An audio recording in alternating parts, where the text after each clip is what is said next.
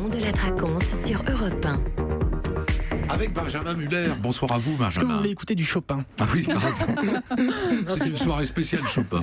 Non, c'est une soirée spéciale journaliste. C'est le jour où on en prend pour notre grade. Alors que s'il y a bien une profession dans ce pays qui est irréprochable, on est d'accord, hein? C'est bien la nôtre. Mais bon, c'est comme ça, c'est aussi ça, la liberté. Alexis Corbière de la France Insoumise, lui, il n'en peut plus de nous.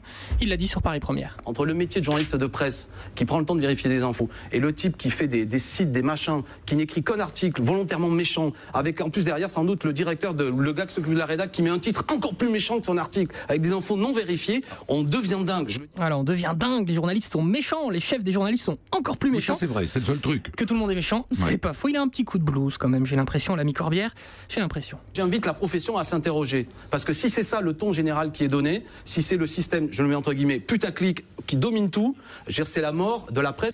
Le système putaclic, la mort de la presse. Mais alors pourquoi est-il vénère comme ça, l'ami Alexis Corbière?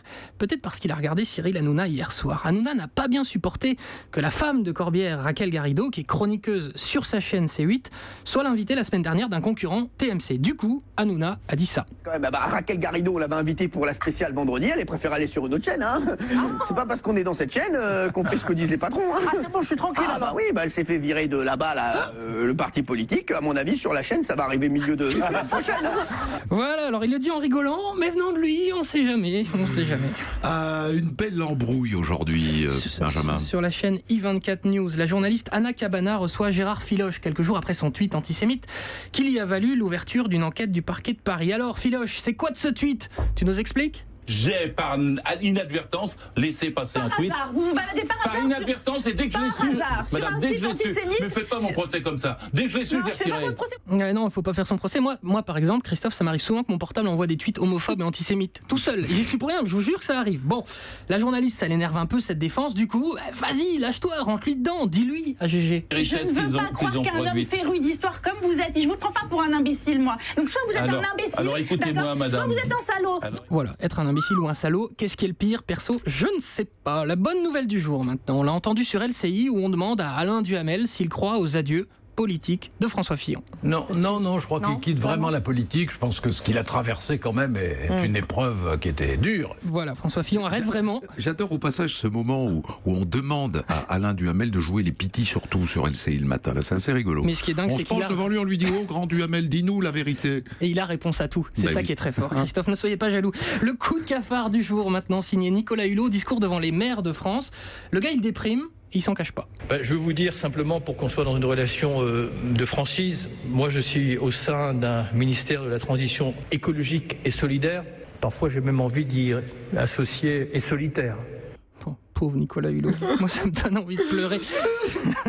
Allez, la prévision du jour, alors que Noël approche, prévision du jour de Nadia Dame, peu avant 7h sur Europe 1. Comme chaque année, des mairies vont installer des crèches de la nativité dans leur hall. Le Conseil d'État va juger ça illégal. Nadine Morano va faire un tweet. Les grandes gueules d'RMC vont lancer sur leur antenne un sondage serein et éclairé qui demandera aux Français s'ils préfèrent une crèche dans la mairie d'Hénin-Beaumont ou le couscous halal obligatoire à la cantine.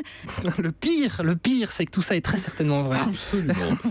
Rendons un hommage pour terminer un bon journaliste. Nelson Montfort, qui est invité de Sud Radio dans la matinée pour parler de la Coupe Davis. C'est la finale, il va la commenter ce week-end sur France Télévisions, interview classique jusqu'à ce moment où un chroniqueur se lâche et lui pose la question que j'aurais adoré lui poser. Est-ce qu'il y a beaucoup de préparation ou vous y allez les mains dans les poches? Voilà, sous-entendu, Nelson Montfort, est-ce que vous êtes un bosseur ou est-ce que vous êtes un gros branleur?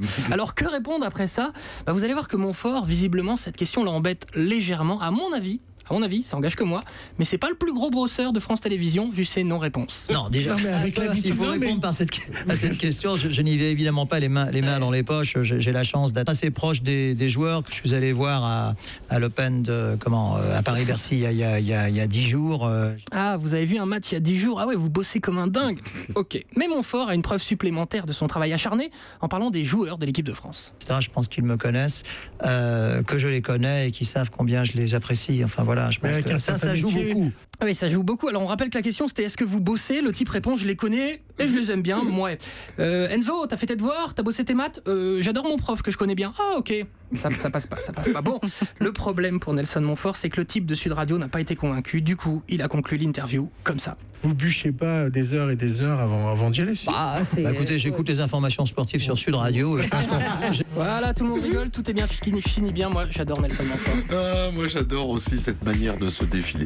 Merci. C'est vrai que c'est une question qu'on a toujours envie de poser, qu'on n'ose jamais poser. Mais on comprend via sa réponse qu'il en fout pas une. Mais de toute façon, ce qu'il a besoin de le faire, c'est ça aussi. Un match est un match. Vous le regardez, vous décrivez ce qui se passe.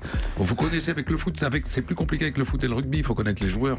Tandis que là, avec deux types qui jouent au tennis, on peut pas se tromper. Entre nous, qu'est-ce que vous voulez bosser, 15-30, 40-30. Enfin, vous voyez ce que je veux dire.